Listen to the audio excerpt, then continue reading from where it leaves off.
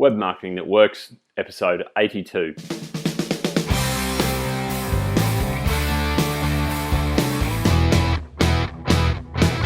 Welcome to the Web Marketing That Works podcast. Come behind the scenes of real-life marketing experiments and listen in as amazing guests confess the truth about what really works. Now, here are your hosts, Adam Franklin and Toby Jenkins. Hi there, my name is Toby Jenkins and thank you so much for joining me on the Web Marketing That Works podcast. This is the show for people who love marketing on the web. We take you behind the scenes of real-life marketing experiments to share the good, the bad, and the ugly. Now, in this show, I wanted to share with you my interview with Simon Knapp. And I've known Simon for a long time. We used to swim together back in high school days.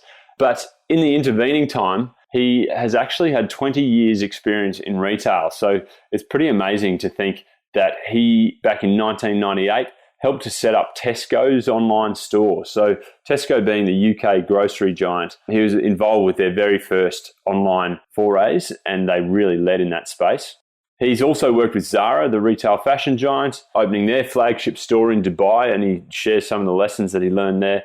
And more recently, he has kicked off a new video marketing startup called Pixmoto and is the CEO and co-founder of that. So today we dive into what has and hasn't worked, and we talk about the trends in video marketing, the challenges of e-commerce and online retail, and also why he thinks online store is actually a dirty phrase. So he's got some very interesting insights in this show, and if retail is anything, if you're interested at all in retail or e-commerce, I think you'll take a ton from this show. As always, this show is brought to you by our book, Web Marketing That Works, and specifically the bonus 33 free templates that go with it. So you can download them from bluewiremedia.com.au/book. Let's jump into it. So Simon, thanks so much for joining me today, mate. It's great to have you on the show. Thanks for inviting me, Tobes. Mate, one of the things I like to ask our guests is what fires you up each morning? Yeah, mate, it's a pretty simple thing that gets me out of bed every morning is pursuit of answers. Interesting.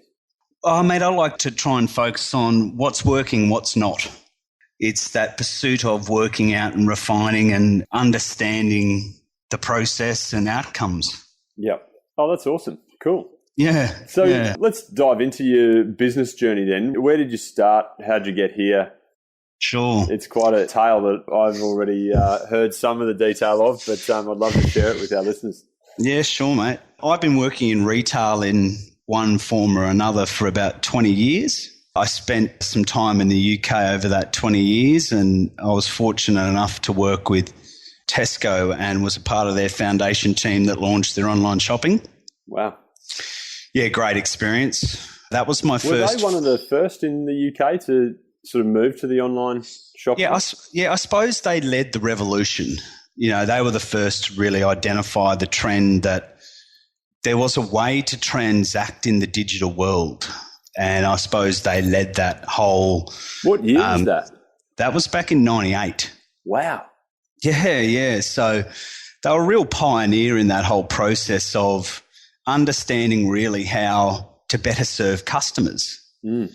In the very early days, you know, they're a dominant player. They had huge, and they had, you know, the biggest market share. But I think they clearly identified that things were going to change and that technology was going to change the way that consumers interacted with their brand. Mm. And there was a lot of science behind it, Tobes. We spent a lot of time working really out what was the best way, what was the best model. And ironically, a lot of people were thinking the best way to do that is to have a central warehouse location and get all the orders coming into that central location and then do the deliveries from there out to the customers. But the research led us to actually change that model, and we launched with the orders were actually picked from each store. Right. So orders went into each store and physically a person walked around with a trolley and hand-picked each order. Far out, hey? Yeah, look, and that was all very driven about perception, because I think that the fear is that if the consumers understood that the orders were being sent from a warehouse style location, well then was it going to be fresh? Sure. So being able to communicate out to customers that it was like you had your own concierge in store who were handpicking your fresh fruit and veg, and it was being cared for right from the time of pick to delivery. Wow. Yeah, so, you know, and history tells a story about how successful Tesco was. You know, they pioneered that, and I suppose in a city like London where traffic is a problem, you know, that model really worked well for them. Yeah, because I mean, they must have hundreds, if not thousands, of stores, right? Oh, thousands, literally thousands. Yeah. It was a real value-added service to the customer because they could order their, you know, groceries online, and by the time they got home, it was there. They didn't have to worry about carrying, you know, shopping bags on a tube, which I think you spent time in the UK. Enough time to know that I wouldn't want to be carrying shopping bags on the tube in peak hour, that's for sure. Yeah, that's right. There's not much arm movement when you're sitting in peak hour tube traffic. So, look, that was a great experience. And then I was fortunate to work with a high street brand called Hackett. And that was really where I got my first foray into the fashion world in retail. So they were also a phenomenal brand. They sponsored the English rugby union team, and Johnny Wilkinson was their ambassador. And I was working with them during a time through one of the European Soccer Championships. And it was an interesting insight into customers and brand. During that time, England lost a game. And on the front pages of the paper the following morning was a person with a chair over the top of their head with Hackett's logo blazoned all over the front of the shirt. Yep. So, you know, that was a real insight into to what customers' effect can have on your brand. Yeah. And in that sense, were they sort of heavy in the online space as well? No, they were still a traditional bricks and mortar retailer. They'd started, this was sort of in late sort of 1999, and they'd started to explore it. But I suppose the fashion industry really was a little bit of a different model, and a lot of the fashion retailers, because they were so heavily invested in the bricks and mortar space, they really struggled on trying to work out what the right model was. Yep. So Hackett at that point hadn't really ventured into it, but it's still a great experience to be working with a high street brand. Yeah, for sure. Okay, and then what happened next? Mate, I spent 4 years in the Middle East. So I was really fortunate. I was working with a group that had 40 different retail concepts across food and beverage, multimedia and fashion, including the Zara brand. So Zara is probably one of the world's leading fast-moving fashion brands. Yeah, huge. Oh, mate, they're a phenomenal company.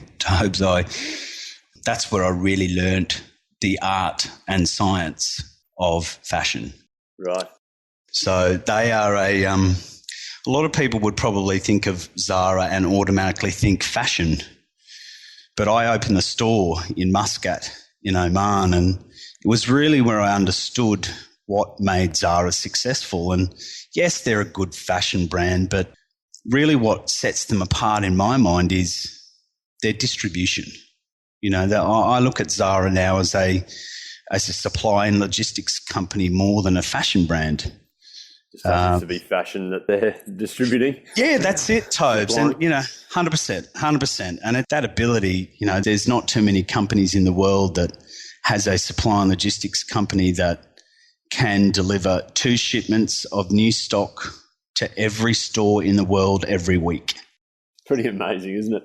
Oh, it's just extraordinary, and even that's the macro level, but down to the micro level, even the way that the units and stock is packed in the boxes, they leave nothing to chance. Everything is done in process and in order. You know, so they also can have a new stock. So if they're very heavy in the design, and mobile phones has really helped, and smartphones has really helped their process, because by the time that one of their trendsetters or their designers is anywhere in the world, they can take a photo of an item that they think might be worth designing. They'll send it up to the mothership, and if they get the green light, that particular unit can be designed, manufactured and delivered in 5 weeks. So, and their model also about demand driven is that they don't adopt a model of we do a season. And that's what a lot of fashion companies and retailers adopt is they've got a spring, summer and they've got an autumn, winter. Well, Zara's season never really changes. They just adapt to the environment and what's happening at that point in time. And they de-risk a lot of their design process because instead of delivering 1,000 units, they might deliver 100. Yeah. And then they just test, see how it goes, and then that's it. Deliver more if need be. That's it. And they drive in-store demand because the consumer knows when they're in Zara and they see a piece that they like, well, they better buy it because if they come back tomorrow, it might not be there. Yeah. And they never replenish. They never replenish and repeat. So, yes, they might come in the next day and it's gone, but the chances are there'll be a new piece that you might buy. Right. So, a totally fascinating company. Yeah. And okay. And so, talk us through sort of what was your transition out of the Middle East then? Yeah, Middle East, came back, did some consulting, and I suppose for the last couple of years my mind has been focused on digital marketing and really working on combining content marketing, technology and retail, trying to work out with an emphasis on video marketing, the relationship those three things has with online retail. So I'm trying to really combine all of the past experiences, what worked, what didn't, and try and blend, content marketing, which is a valuable tool in today's world, but the relationship it has with technology and driving those online retail environments. Yeah, interesting. And so walk us through, because this was one of the things that I was really interested to talk to you about was sort of some of those video marketing trends and some of the data. And we'll jump into Pixmoto very shortly, which is your new startup. But sure, yeah, kind of interested to hear, some of that background and data in terms of what's happening that made you feel as though jumping into the space as a startup, not just as a consultant, but to actually get skin in the game is obviously a big step. And your sort of thought process into that game. Sure. Yeah, mate, it is a big step. It's an exciting process to finally get into a startup world. It's frightening, it's exciting, it's demanding, it's taxing, it's rewarding, and a whole range of emotions. But I suppose during the time during the consulting, I reconnected with a lifelong friend who was in that technology world, and he and I started to bounce some ideas around how we would bring those skill sets together. And then another friend of ours who came from media world, he joined us and started to add value in that discussion. And I suppose what we really identified is video content obviously is a great way to communicate to a consumer. It's moving pictures. It's got sound, it's got moving images in it, and really does have a outcome of driving emotion with people that watch video content. But what we really saw was a trend that it can be pretty expensive to produce those video pieces. So for a retail brand who's looking to launch a new collection and they decide to do a video content, well, it can run into, depending on, the talent that they use inside the video, the location that they shoot it, et cetera, it can run into the tens of thousands, if not hundreds of thousands of dollars. Mm. And I suppose that the real challenge is how do you distribute that video content in the digital marketplace? And, clearly YouTube is dominating that space. There's over 6 billion videos on YouTube at the moment. There's some staggering stats, aren't there? Like years worth of video going up every day. Yeah. And look, it's where the eyeballs are. And so in traditional media talk, that's where you want to be because that's where the eyeballs are. Mm. But, the YouTube does create some challenges, I suppose, for a brand because YouTube's operating model is all about ads. They're about trying to drive their revenue from, brands looking to advertise and reach those eyeballs. But from a retailer's point of view, that's great. Of course, you want to have those. But what we were seeing was a trend that the brands were producing the video content, putting it to YouTube, and then pulling that content and using YouTube as their online video player to serve that video on their online store. No, that's great. That's trying to drive diversity in the consumer's buying experience. But I think there's a little bit of a challenge there, because if you're serving YouTube up on your online store, well, there's a strong likelihood that you're going to see the little YouTube button and push YouTube, and then you're off that site. And that really breaks the consumer's buying experience. Yeah. And we work so hard in content marketing and driving traffic to an online store to help consumers start the buying experience. It's almost you don't want to offer up any leaks, do you? No. It's really counterintuitive to have a position on your online store that the moment they arrive, you immediately send them out. Yeah. If you sort of contextualize that in a bricks and mortar environment, it'd be like someone standing at the front door with a pamphlet saying, "Go and watch here," and you leave the store. Yeah. So we identified that clearly there's a rise of video, and video is now becoming a great arsenal in a marketer's toolkit. But we think there's a better way to serve an experience online for retailers who want to use video content. That's at the heart of it. And, trying to drive that return on investment. Really, if you're spending $250,000 on video and you're serving it to your online store, well, you better make sure that you've got some sort of correlation with how many products you sold as a result of that video when the CFO comes start knocking at your door. Yeah, and that's exactly where Pixmoto fits in, isn't it? Is sort of the ability to connect your video content and then basically to, for instance, I know the video I've seen, say it's a men's suit range or what have you, then you can click through to see the actual suit or to buy the actual suit that's playing in the video, right? Yeah, that's right, Tobes. It's really taking out that friction. Video content, I'm a big lover of it, but I'm also, my focus as a retailer is I want to sell more products. Mm. And in the digital world, it can be an easy thing to do, but it can also create high degrees of friction. So if I'm watching a piece of video content and I'm impulsed enough, which is what video content can do, if I'm impulsed enough to actually want to go and start my buying experience, well, there's a lot of friction in today's world. So if I'm watching it on my desktop, I have to go and open up a new browser. I have to type in the name of the brand. I have to type in the name of the product. That's if I know the name of the product. Yeah. And if I don't, I have to just do a generic search. And for me, time's toxic in a buying experience. That's an interesting quote, time's toxic. But it's so true, isn't it? Because it's so easy to abandon any shopping process at all. Yeah, and there's so much opportunity for distraction. Well, in the digital world, it is full of distractions. Mm. You've got, I read an interesting statistic a little while ago that in any one day, depending upon the number of social channels that you're connected with, you can receive, over 5,000 different messages a day. So from a retailer's point of view, if you miss them on the first go, you've got 4,999 times before you talk to them again. Yeah, it's astonishing. So connecting that impulse to content marketing is, I suppose, what the heart of what we try to do.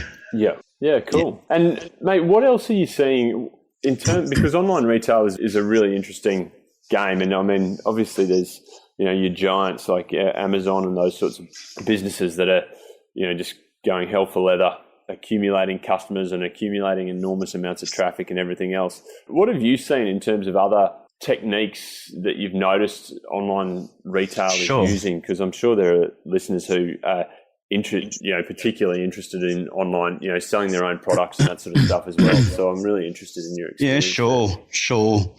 Look, the online store for me, I almost don't like calling it an online store because it sort of gives it a little bit of a stigma. For me, I see an online store like any other store. The same principles and philosophies and science as you'd apply to a physical store really should be applied online. It's just a digital Can you give some examples of what those sort of principles are? Yeah, sure. So a landing page is just the front entry to your store. It's the same if someone in a physical world was walking through the front entrance of your physical store. So the landing page, in my mind, I just see that as the entry point. Yep. So it's the same thing. And the categories on how you display those products is just like the racks of products sitting in a store, physical store. Are there any tweaks that you've seen that sort of work better than others? Mate, we're seeing a real trend, actually. I've started to see a real trend where there really hasn't been much evolution in store design in a digital environment over the last 5 years. But I suppose in the last 12 months, I've started to see a trend where the traditional design of a store where you'd have the menu running across the top of the store, you'd have home, about us, men's, women's, children's, kids, which was good. It served its purpose. It drove consumers to be able to understand the mechanics of a store. But what I'm seeing now is a trend where rather than having it displayed in that way, we're seeing a lot of imagery starting to pop up on the front page, the landing store at the entrance. And I almost see them like mannequins in the window. So they're transitioning more about visual representation on the landing page rather than just the information. Sure. So, and we're starting to see really brands trying to work towards integration. So rather than just having the product information as a part of the customer experience in your store, we're starting to see a trend of social media integration into the store. So you're pushing out a lot of content through social channels, and that's got value. People want to actually engage with that content, and they may have engaged with it on Instagram, and that's good. But, there's even friction on those social media channels about starting the buying experience. Those trends are starting to change a little, but we're seeing a trend where a lot of brands are actually starting to curate all of that content from the social channels and redistribute that onto the online store. And what do you think the psychology is behind that? Is that a social proof kind of? I think so, man. Look, I suppose it's a science. It's what is going to really drive someone at the end of the day to commit to a sale, and putting the information there about, and really an online store is, I categorize that as owned media. It's just the product information. But social influence really is now a major part of a buying cycle. So I think people are more inclined to buy from referral and recognition. That's why the women's magazines have been so popular. They have celebrities seen in this. So I think we're actually seeing that now in a digital environment for online stores where they're creating and trying to leverage that user-generated content in the buying experience. Yeah. Certainly, yeah. I mean, it's really interesting, the evolution. Do you see anyone doing it really well if you had to pick? Yeah, well, I suppose a couple that I could spring to mind. There's a brand called Showpo, which is they're a fashion group. They're only online. Right. They hit the sort of women's to 20 to 25 target group. And they're really using the social channels, but also video bloggers very successfully. Right. So video bloggers is, that's another fascinating area. The rise of video bloggers, which is really just an outlet for a brand to drive that influence, that social influence. And they're doing it very, very well. So they'll send product samples to a video blogger who's got followers that watch the YouTube channel of that blogger. Mm. And some of the statistics that are coming around some of these video bloggers now, Tobes, is extraordinary. I found one young girl out of the UK who's probably 22.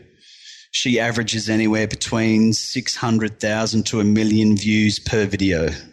Wow. So the network effect is just huge, isn't it? Oh, just incredible.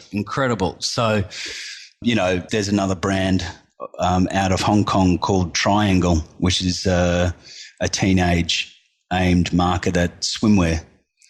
And they're an online only as well. They started about 4 years ago. I've heard of them, actually. Are they an Australian business or an Australian founder? Australian founders, yeah.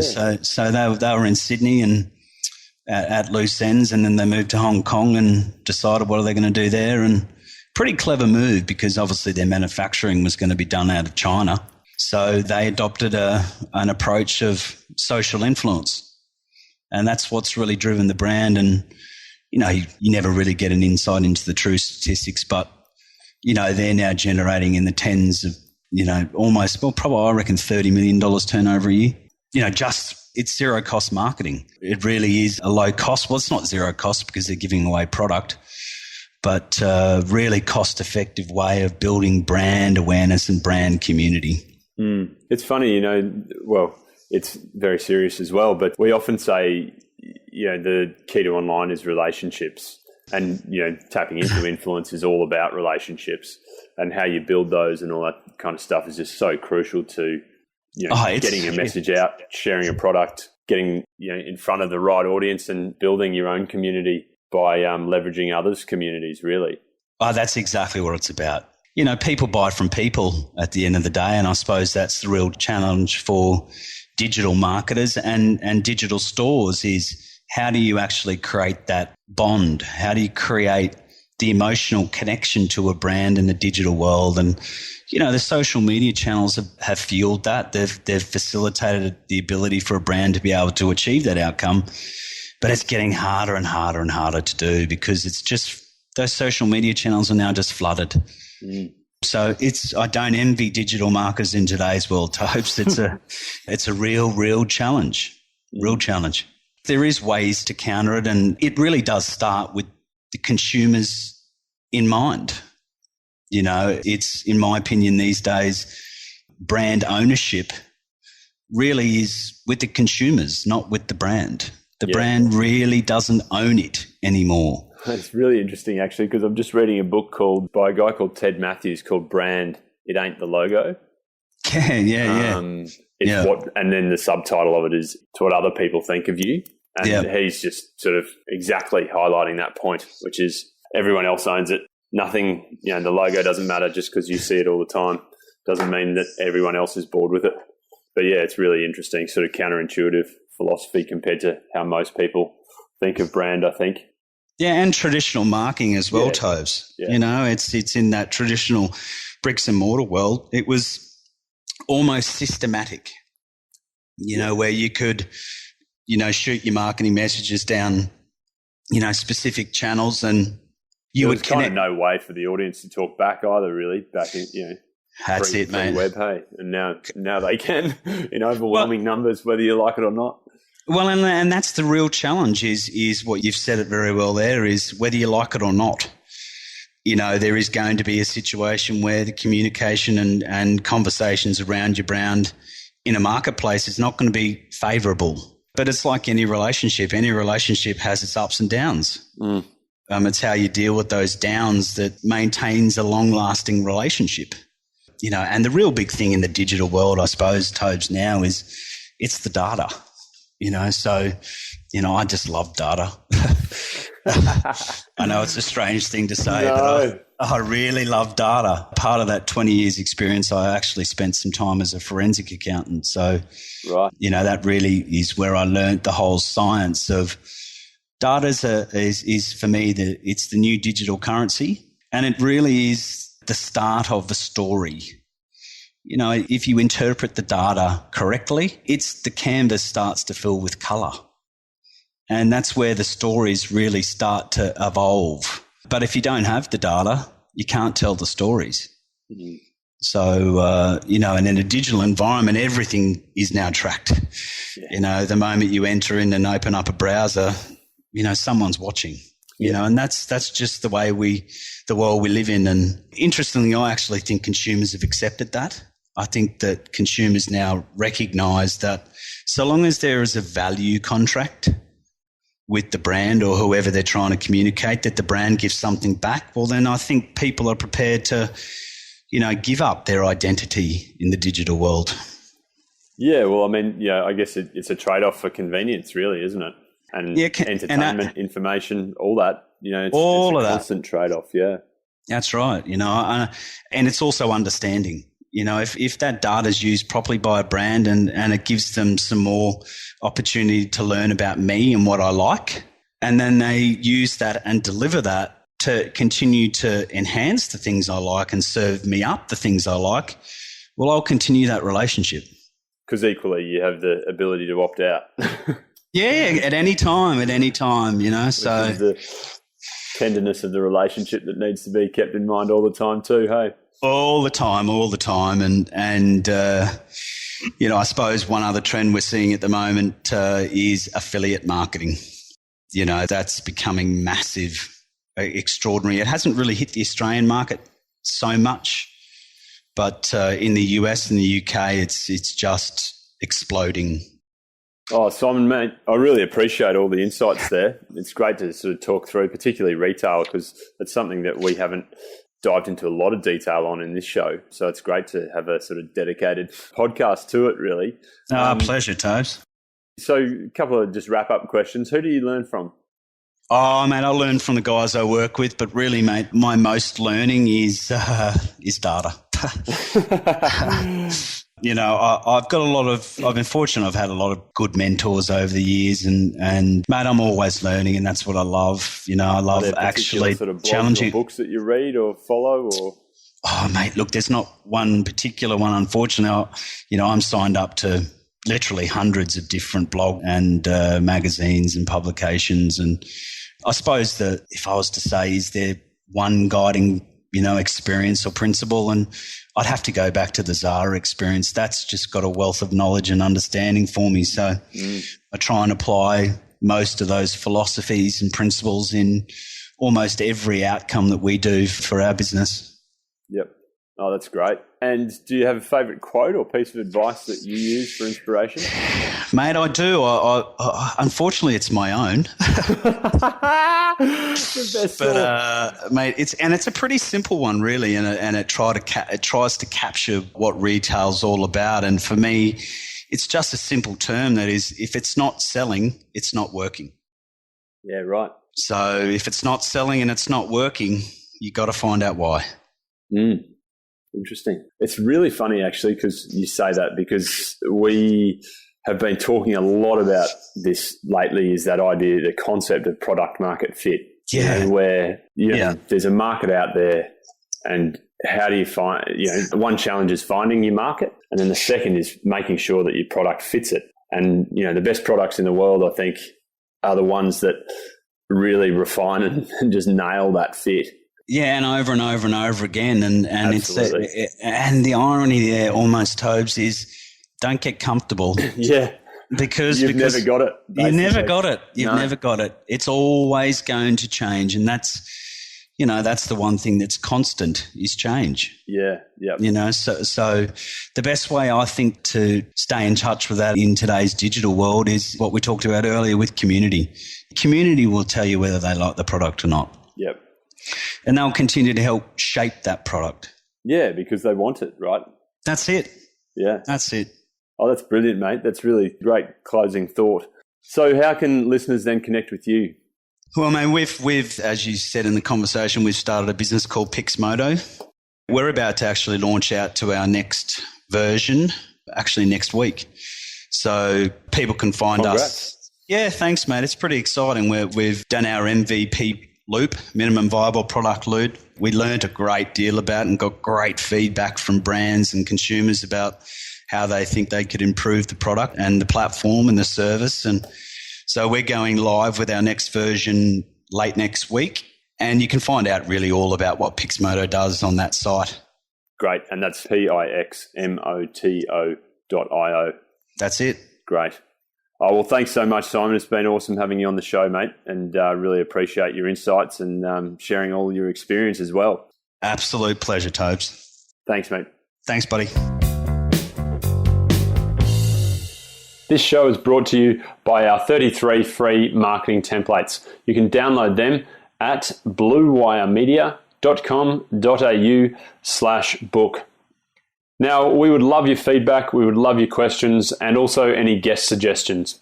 You can contact me on email. I am toby.jenkins@bluewiremedia.com.au, or on Twitter, I am @Toby_Jenkins. Also, if you enjoyed the show, we would love it if you could leave us a review on iTunes. Thanks so much, and see you next time.